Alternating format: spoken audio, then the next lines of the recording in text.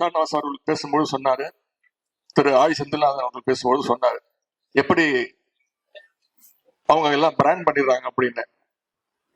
200 ரூபாய் உப்பின்னு சொல்லிடுறாங்க, ஆனா காசு இது வரைக்கும் வரல அப்படின்னு சொன்னாங்க. கண்டிப்பா உங்களுக்கு வரும். இந்த புத்தகத்துடைய விலை 200 ரூபாய்.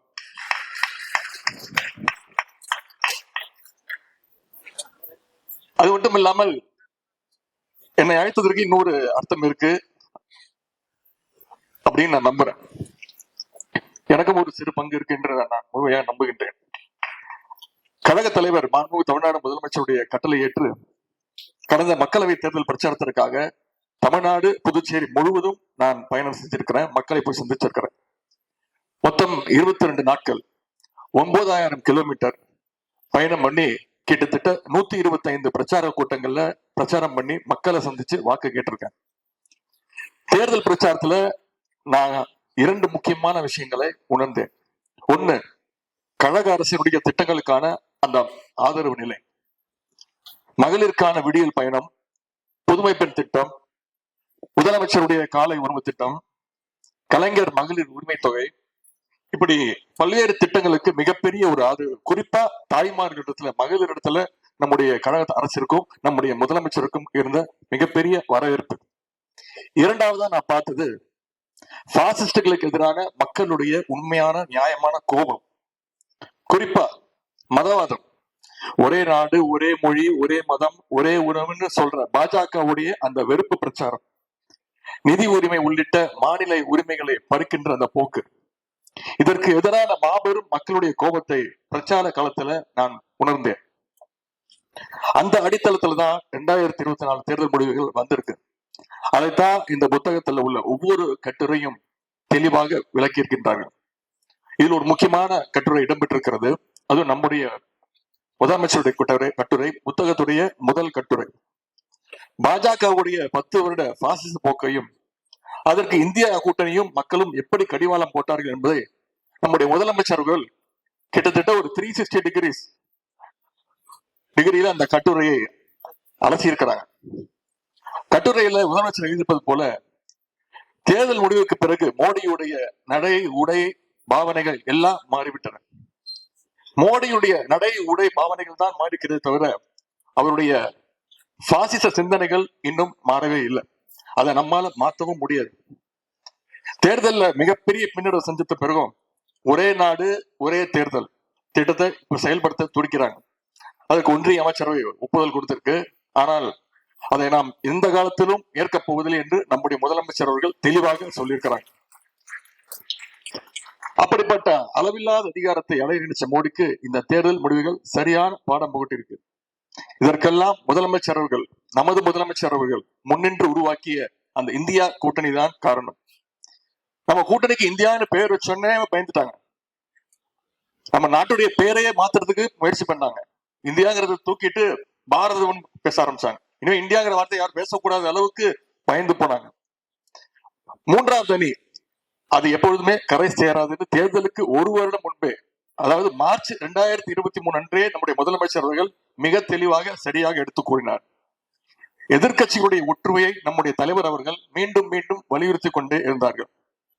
அவற்றை பற்றி நம்முடைய முதலமைச்சர் அவர்கள் இந்த புத்தகத்திலே மிக தெளிவாக எழுதியிருக்கிறார். அதே போல் முன்னாள் ஒன்றிய அமைச்சர் அண்ணன் திரு ப சிதம்பரம் அவர்கள், மக்களவை உறுப்பினர் அண்ணன் திரு ரவிக்குமார் அவர்கள், பத்திரிகையாளர் திரு எஸ் பன்னீர்செல்வம் அவர்கள், பொருளாதார அறிஞர் அமர்த்தியா சென்னுடைய உரையாடல், யோகேந்திர யாதவ், முகமது ஜுபேர் என இந்தியாவின் ஒட்டுமொத்த முற்போக்கு முகங்களும் மதச்சார்பின்மை குரல்களும் இந்த புத்தகத்துல 25 கட்டுரைகளை சிறப்பாக எழுதியிருக்கிறாங்க.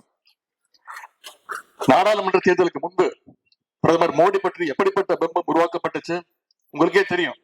அவர் தோற்கடிக்கவே முடியாதுன்னு சொன்னாங்க. இன்னும் சொல்ல போனா பாஜக கூட்டணி 400 இடங்களுக்கு மேல ஜெயிப்பாங்க. பாஜக மட்டும் தனியாவே 300 தொகுதிக்கு மேல ஜெயிப்போம் அப்படின்னாங்க. என்னென்னமோ கலர் ரீல் விட்டாங்க. குறிப்பா அது தமிழ்நாட்டில் நாங்க ஜெயிக்கலனாலும் வட இந்தியா முழுக்க நாங்க தான் ஜெயிக்க போறோம்னு சொன்னாங்க. பாஜகவுக்கு ஒரு மாநிலம் போதும், உத்தரப்பிரதேசம் ஒரு மாநிலத்துக்கு நாங்க ஜெயிச்சிடும், அதுவே போதும் அப்படின்னாங்க.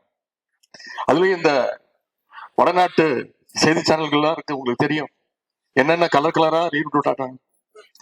ஹிந்தி சேனல் மட்டும் இல்ல, இங்கிலீஷ் சேனல்களும் சேர்ந்து ரீல் விட்டாங்க. கருத்து கணிப்புன்ற பேர்ல சில சேனல்கள் ப்ரீபோல் சர்வே அப்படின்னு பாஜகவுக்கு 400க்கும் அதிகமான தொகுதியை கொடுத்து வெற்றி உறுதிட்டாங்க.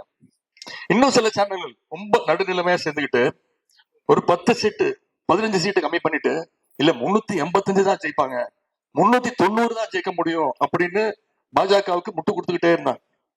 ஆனா ஆட்சி அமைப்பதற்கு தேவையான அந்த 272 இடங்களை கூட பிடிக்க முடியாத இடத்துலதான் பாஜகவை இந்திய மக்கள் வச்சாங்க.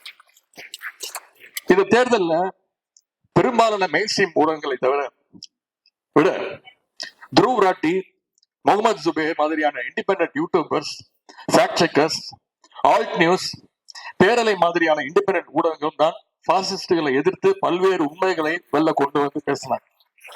பத்திரிகையாளர் நண்பர் இந்திரகுமார் தேரடி, நண்பர் மில்டன் உள்ளிட்டோர்லாம் பல மாநிலங்களுக்கு சுற்றுப்பயணம் பண்ணி அங்குள்ள சூழல்களை விரிவாகவே இந்த புத்தகத்துல எழுதியிருக்கிறாங்க. அவர்களுக்கு என்னுடைய பாராட்டுகள். யூடியூபர்ஸ், பத்திரிகை நண்பர்கள் எப்படி பொறுப்பா செயல்படணும், அவங்களுடைய வார்த்தைகள், அவங்களுடைய நிகழ்ச்சிகள் எவ்வளவு பொறுப்பா இருக்கணும் அப்படிங்கிறதுக்கு நண்பர் இந்திரகுமார் தேரடி அவர்களும் மில்டன் அவர்களும் ஒரு சிறந்த, இப்பொழுது வருகின்ற இளைஞர்களுக்கு ஒரு சிறந்த எடுத்துக்காட்டாக இருக்கின்றார். இன்று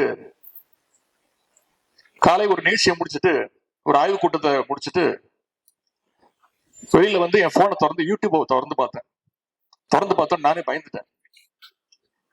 என்ன தெரியுமா தலைப்பு? தமிழ்ல உதயநிதி துணை முதலமைச்சர் வேறாரா, ரஜினி சூப்பர் ஸ்டார் ரஜினிகாந்த் ஆவேசம்.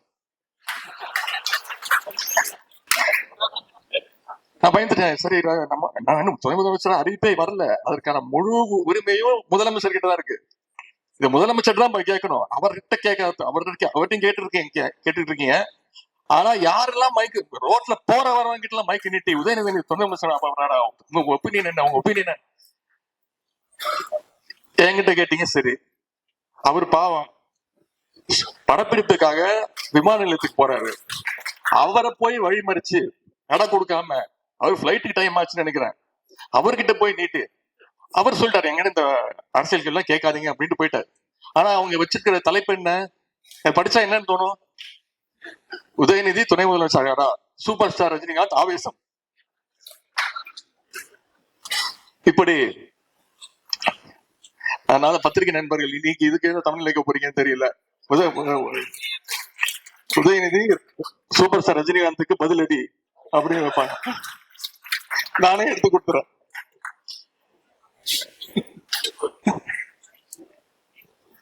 ஒரு மிஸ்டு கால் கொடுத்தாலே பாஜக சேரலாம் அப்படின்னு விளம்பரம் எல்லாம் பண்ணாங்க. ஆனா பாசிஸ்டுகள் கடைசியில தங்களுடைய சொந்த காலில் நிக்க முடியாம இன்னைக்கு சந்திரபாபு நாயுடு காலையும் நிதிஷ்குமாருடைய காலையும் புடிச்சுக்கிட்டு ஆட்சியை நடத்திட்டு இருக்கிறாங்க. இந்த புத்தகத்துல பத்திரிகையாளர் திரு ஏ எஸ் பன்னீர்செல்வம் அவர்கள் ஒரு மிக மிக முக்கியமான ஒரு கட்டுரை எழுதியிருக்கிறாங்க. அதாவது பாஜகவோடு கூட்டணி வச்சு ஆதரிச்ச பல்வேறு கட்சிகளுடைய நிலைமை இன்னைக்கு என்னென்ன ஆயிருக்கு அப்படின்னு திறனாய்வு செஞ்சிருக்கிறார். மகாராஷ்டிரால சிவசேனா காணப்போச்சு, காஷ்மீர்ல மக்கள் மாநாட்டு கட்சி எங்க இருக்குன்னே தெரியல, ஒடிசாவில பிஜு ஜனதாதளம், இப்படி பல்வேறு கட்சிகளை பாஜக காலி பண்ணிருக்கு. ஆனா அந்த பாஜக காலி பண்ண லிஸ்ட்ல முதல் இடம் நிக்கிற கட்சி எதுன்னு உங்களுக்கு தெரியுமா?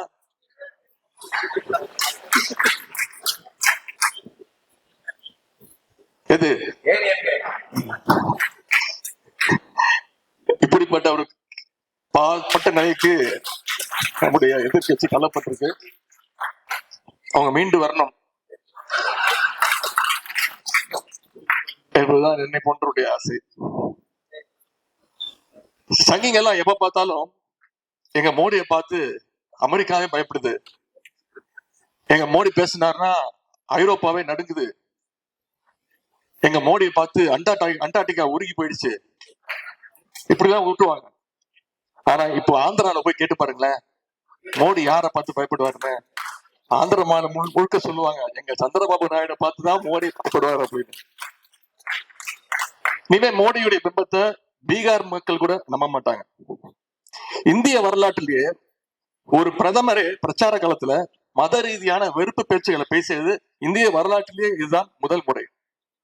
ராஜஸ்தான் மாநிலம் பன்ஸ்வாரா தொகுதி பிரச்சாரத்துல இஸ்லாமியர்களை குறி வச்சு தாக்கி பேசினார் திரு மோடி அவர்கள். அந்த தொகுதியில பாஜக வேட்பாளர் படுதோல்வி அடைஞ்சார். தேர்தலுக்கான முக்கிய யுக்தியா அயோத்தியில ராமர் கோயில் கட்டினாங்க. ராமருக்கு அவர் தான் பிராண்ட் அம்பாசிடர் மாதிரி காட்டிக்கிட்டாங்க. ஆனா அயோத்தியை உள்ளடக்கிய அந்த ஃபைசாபாத் தொகுதியில மக்கள் பாஜகவை புறக்கணிச்சாங்க. பிரதமரை ரொம்ப நம்பின வாரணாசியில அவரால் ரொம்ப குறைஞ்ச மார்ஜின்ல தான் ஜெயிக்க முடிஞ்சது. அது மட்டும் இல்ல, போற இடம்லாம் இந்தியா முழுக்க, தமிழ்நாட்டுக்கு மட்டுமே தெரிஞ்ச உதயநிதியை இந்தியா முழுக்க கொண்டு போய் சேர்த்தது பிரதமர் திரு மோடி அவர்கள் தான். ராஜஸ்தான், மத்திய பிரதேசம், உத்தரப்பிரதேசம், அப்படி எல்லா இடத்துலையும் இந்த உதயநிதி கொண்டு போய் சேர்த்த பெருமை திரு மோடி அவர்களுக்கு உண்டு. ஆனாலும் வடநாட்டு மக்கள் பிரதமருடைய வடைகளுக்கு மயங்கல. வட இந்தியா முழுவதும் இந்த முறை மதவாதத்திற்கும் வெறுப்புக்கும் எதிராக வாக்களிச்சிருக்கிறாங்க மக்கள். தென்னிந்தியா, குறிப்பா தமிழ்நாடு எப்பொழுதுமே அப்படிதான் வாக்களிச்சுட்டு வருது. அதனாலதான் பாஜகவால தமிழ்நாட்டுல கால ஊன முடியல. இந்த முறை தமிழ்நாட்டை பொறுத்தவரை நிதி உரிமை மிகப்பெரிய ஒரு பிரச்சனையாக இருந்து வருகின்றது. நாம ₹1 கொடுத்தா வரியா கட்டினா நமக்கு வெறும் 28 பைசா தான் திருப்பி தராங்கன்னு நான் எல்லா கூட்டத்திலையும் பேசுறேன். திரு மோடி அவர்களை மிஸ்டர் 28 பைசான்னு கூப்பிட்டே பேசினேன். நிதி உரிமையை பாஜக அரசு பறிக்குது அப்படிங்கிற உணர்வு தமிழ்நாடு முழுவதும் இன்னைக்கு இருக்கு. இன்னைக்கு பாத்தீங்கன்னா கல்விக்கான நிதியை கொடுக்க மாட்டேங்கிறாங்க. நேஷனல் எஜுகேஷன் பாலிசி NEP நம்ம ஒத்துக்கிட்டே ஆகணும்ன்றாங்க. NEP பாலிசி நீங்க ஒத்துக்கிட்டாதான் கல்விக்கான தொகையை கொடுப்போன்றாங்க. சென்னை மெட்ரோ ரயில் திட்டம் phase 2 நடந்துட்டு இருக்கு. இது வரைக்கும் 1 பைசா கொடுக்கல. முதலமைச்சர் தொடர்ந்து கேட்டுட்டு இருக்காரு. ஆனா அதுக்காக முதலமைச்சர் பணியை நிற்பாட்டியாருன்னு பாத்தீங்கன்னா இல்ல, இது மக்களுக்கு தேவையான பணி, மத்திய அரசு ஒன்றிய அரசு பணம் கொடுக்குதோ இல்லையோ பணி நடக்கும்னு தொடர்ந்து வேலைகள் நடந்துட்டு இருக்கு. தமிழ்நாட்டுல பாஜகவால ஒரு இடத்துல கூட வராதற்கு காரணம் மக்கள் அவங்க மேல வச்சிருக்க கூட அந்த கோபம் தான். தமிழ்நாடு எப்பொழுதுமே பாஜகவை ஏற்காது. அதுதான் இந்த தேர்தல் முடிவும் காட்டுகின்றது.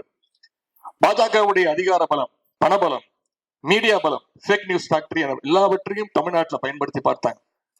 தமிழ்நாட்டுல புயலே அடிச்சாலும் வெள்ளமே வந்தாலும் எட்டி பார்க்காத திரு மோடி அவர்கள் தேர்தல் அறிவிச்ச உடனே அந்த 2-3 மாசத்துல மட்டும் 8 முறை தமிழ்நாட்டுக்கு மீண்டும் மீண்டும் வந்தார். மோடி மட்டும் தனியா வரல, பாஜகவுடைய அனைத்து தேசிய தலைவர்கள், ஒன்றிய அமைச்சர்கள் என அத்தனை பேரும் வந்தாங்க. கடைசி கட்ட தேர்தல் பிரச்சாரம் முடிஞ்சும் யாரும் எந்த வகையிலும் பிரச்சாரம் செய்யக்கூடாதுங்கிற தேர்தல் விதிமுறை. ஆனால் மோடி என்ன பண்ணாரு, இங்க வந்து கன்னியாகுமரிக்கு வந்து தியானம் பண்றேன்னு போட்டோ ஷூட் நடத்திட்டு இருந்தார். சினிமால கூட அத்தனை கேமரா வச்சு ஷூட் பண்ண மாட்டாங்க. கிட்டத்தட்ட 9 ஆங்கிள் ஷூட் பண்ணாங்க. ஆனால் சங்கிகள் எதிர்பார்த்த அளவுக்கு வடநாட்டு மக்கள் ஏமாறல. தமிழ்நாட்டிலையும் அவங்களுடைய டிராமா எடுபடல. தமிழ்நாட்டுல ரோட் ஷோ நடத்தின பாஜகவை தமிழ்நாட்டு மக்கள் நடு ரோட்ல விட்டாங்க. தமிழ்நாட்டு மக்கள் தெளிவா 40க்கும் 40 தொகுதியிலும் திமுக கூட்டணிக்கே வாக்களிச்சு ஒரு கிளீன் ஸ்வீப் விக்டரியை கொடுத்தாங்க. மக்கள் கொடுத்த தெளிவான தீர்ப்பின் காரணமாகத்தான் இன்னைக்கு இந்தியாவில மாநிலங்கள் உயிரோடு இருக்கின்றன. இந்தியாவுடைய அரசியலமைப்பு சட்டம் அப்படியே இருக்கின்றது. அதுக்கு மாறாக மோடி நினைச்சது போல தேர்தல் முடிவு வந்திருந்தா மாநிலங்களை எல்லாம் ஒரு முனிசிபாலிட்டி ஆக்கி இருப்பாங்க. இந்த கொடுமை எல்லாம் தடுக்கப்பட்டிருக்குன்னா அதுக்கு 2024 மக்களவை தேர்தல் முடிவுகள் தான் மிக மிக முக்கியமான காரணம். இந்தியாவை காக்கின்ற பணியில நம்முடைய திராவிட முன்னேற்ற கழகம் எப்பொழுதுமே முன்வரிசையில் நிற்கும். இந்த முறை எதிர்கட்சிகள் திட்டமிட்டு ஒரு பொய்யை சொன்னாங்க. அதாவது திமுகவுக்கு போன தேர்தலை விட வாக்கு சதவீதம் குறைஞ்சு போச்சு அப்படின்ற ஒரு பெம்பத்தை கட்டுனாங்க. திமுகவுடைய வாக்கு சதவீதம் குறைந்ததுக்கான காரணங்களை சகோதரர் சுகுணா திவாகர் அவர்கள் இந்த புத்தகத்துல மிக தெளிவா அழகா எழுதியிருக்கிறார். கடந்த மக்களவை தேர்தலில் திமுக கழகம் போட்டியிட்டது 24 தொகுதிகள்ல. ஆனா இந்த முறை கழகம் போட்டியிட்டது 22 தொகுதிகள். அது மட்டுமல்ல, வெற்றி வாய்ப்பு அதிகமுள்ள தொகுதிகளை கூட்டணிக்கு கொடுத்துட்டு எங்க சவாலா இருக்குமோ, எங்க நாம போட்டி போட்டாதான் வெற்றி பெற முடியும் அப்படின்றத அறிஞ்சு கஷ்டமான இடங்கள்ல நம்ம போட்டி போடுவோம் அப்படின்னு நம்முடைய தலைவர், எங்களுடைய தலைவர் அவர்கள் சவாலான தொகுதிகளை கழகம் எடுத்துக்கொண்டது. எதிராளிகளுடைய வீழ்ச்சியையும் தோழமை கட்சியுடைய வெற்றியையும் உறுதி செய்யும் வகையில நம்முடைய முதலமைச்சர் அவர்கள் இப்படி இடங்களை ஒதுக்கி கொடுத்தாங்க. இதுதான் நம்முடைய முதலமைச்சருடைய தேர்தல் வியூகம், சாதுரியம். இதையெல்லாம் கணக்கில் கொண்டுதான் திமுகவுடைய வாக்கு சதவீதத்தை நாம் அணுக வேண்டும். யார் என்ன சொன்னாலும் கழகத்துடைய வலிமை பெருகிக் கொண்டே போகிறது என்பதுதான் உண்மை. எங்கள் முதலமைச்சர் உருவாக்கியுள்ள கூட்டணி வெற்றி கூட்டணி. 2026 இந்த கூட்டணி மாபெரும் வெற்றியை பெறும். அதற்கு ஜனநாயக சக்திகளாகிய நீங்களும் துணை நிற்க வேண்டும் என்று கேட்டுக்கொள்கின்றேன். அதற்கு எப்பொழுதே நீங்கள் எல்லாம் தயாராக வேண்டும். இந்த புத்தகத்திலே 2024 தேர்தலை பற்றி 25 கட்டுரைகள் வந்திருக்கின்றது. 2026 தேர்தலையும் வெற்றி பெற்று 50 கட்டுரைகள் சேர்ந்த ஒரு புத்தகத்தை நீங்கள் வெளியிட வேண்டும். அதற்கும் என்னை அழைக்க வேண்டும் என்று கூறிக்கொண்டு சிறப்புக்குரிய புத்தகத்தை வெளியிட்டுள்ள ஆழிப்பதிப்பத்திற்கு மீண்டும் என்னுடைய வாழ்த்துக்களை தெரிவித்து நன்றி தெரிவித்து விடைபெறுகின்றேன். நன்றி, வணக்கம்.